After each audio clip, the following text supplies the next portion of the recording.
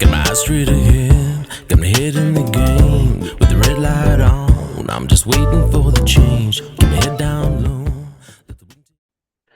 Okay, two stories to go through, both very tragic.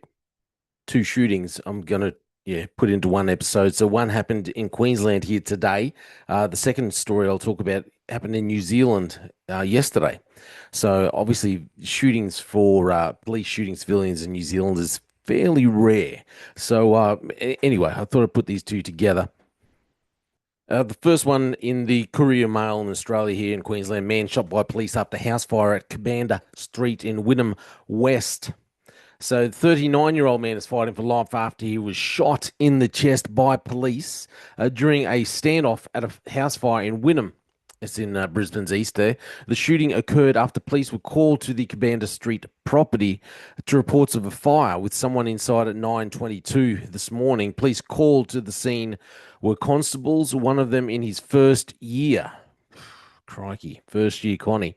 Police said the man, who had family at the home, was shot in the backyard of the property.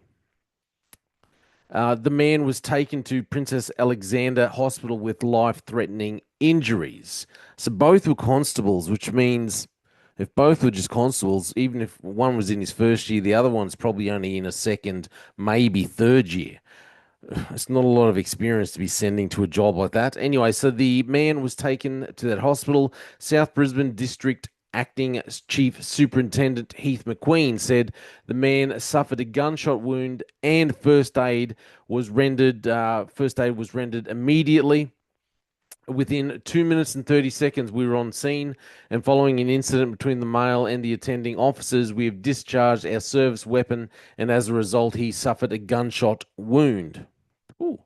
Today, our officers were confronted with a situation which required a use of force adequate to the situation they were confronted with. Superintendent McQueen said an investigation would now be conducted by the Ethical Standards Command, with oversight from the Crime and Corruption Commission. I'm satisfied with our response from a QPS perspective. The actions from police today will form part of the investigation.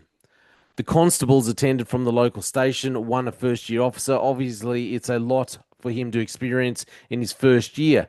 Whether or not the male had set fire to himself or was causing any harm today when we arrived will be part of our investigation. No police were injured. You know what I don't like about these stories is if that was a civilian involved in a shooting, civilian shooting another civilian, police never come out and just straight away start offering defense. They don't do that. They talk about facts, what's happened on the ground, what we know so far. We're still there's an ongoing investigation, so we can't comment further. Is usually the general kind of rhetoric getting around. But when it's police officers shooting a civilian, the hierarchy comes straight out and start offering up defense straight away. And I get they have to stand by, they want to stand by the junior officers like this. It just seems very one-sided and very if you're going to be investigating something, and not be showing favor towards someone, well then maybe you shouldn't be coming out and just offering defense as soon, because this seems to say, well, this is exactly how your investigation is going to go for ethical standards. Ethical standards is looking at this going, oh, obviously we have to find that, there was no responsibility upon the police officer. He did nothing wrong. That's what the senior officers are saying, that they're very confident that this has happened. So it seems like they're kind of directing the investigation, the narrative, where the investigation is going to go straight away. There's nothing to see here. Police did everything okay. The shooting only just happened. They rocked up. There was only 2.5 minutes there. And I'm not saying the police officers did anything wrong. All I'm saying is the police need to maybe hold back their comments and treat it as you would a shooting with, between civilians. Don't go offering up commentary or offering up defense straight away, because we want the investigation to be fair, to be just, and to find the truth. Where it seems like they're kind of guiding it straight down the on the side of the police officer straight away. Like I said, that's not to say that these young police officers did anything wrong. I'm just commenting on the hierarchy and the way they immediately go into bat. And hey, nothing to see here. Ethical standards will take care of this. I'm sure they will. Anyway, the New Zealand story. Fugitive Marakopa father Tom Phillips' children found by police. So police have found Tom Phillips' children. I'm reading this one because they were missing. I don't want to get into too much other stuff. So they were missing in a remote campground more than 12 hours after he was fatally shot. Phillips died after a shootout with police after they were called to reports of a burglary. An officer was also shot in the head with a high-powered rifle. Crikey. Hope the officer is okay. One of Phillips' children, who was with him at the time, began assisting police. Phillips' sister, Rosie Phillips, earlier confirmed to RNZ her brother was involved and that he had been shot. Phillips' father declined to comment. Acting Deputy Commissioner Jill Rogers told media on Monday evening that soon after 4:30 p.m., police located Tom Phillips' children found in a remote campsite. So Rogers acknowledged the people on the ground and those who had been part of the difficult and taxing investigation. Okay, so we should really be praying for the young constable who was shot. I think that's very tragic. I hope he's going to be okay. So what happened initially? How this all came about? You had a burglary, I think it was a day or so ago. So Rogers earlier said police received a call about 2:30 a.m. from a member of the public who believed they were witnessing a burglary in action at a rural farm supply store in Piopio, if that's how you pronounce it. They told police it involved two people on a quad bike dressed in farm clothing and wearing headlamps. Knowing the information that we'd previously had that seen Tom Phillips also in the area, additional staff were called out and responded to that location. Now, I believe this Phillips had been missing with his children. They'd been hiding out in bushland for a couple of years, I believe it's been. Mate, which is, I mean, it's very appropriate. This story at the moment, this chap's been hiding out for a couple of years, and now here in Australia, we've had this fella, Desi, he goes by Freeman.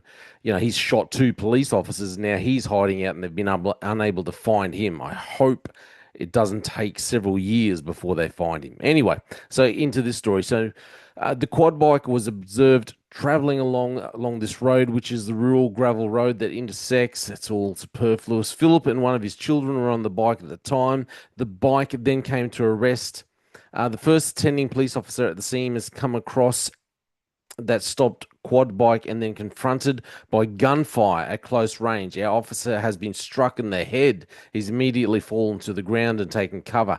Soon after a second patrol unit arrived and engaged the offender, and he has died at the scene. Wow, so a couple of big stories, New Zealand and Queensland, with a couple of shootings. I do hope both shootings were good for police. It's always hard going to a place, you know, with regards to the Queensland one, and you're confronted like immediately with something and you have to just jump straight into action. Like I said, the only issue I have really is how police hierarchy comes straight out, and it's straight in the media offering a defense for the police. Whereas if this is a member of the public, they always say, well, you know, it's an ongoing investigation and we can't comment further.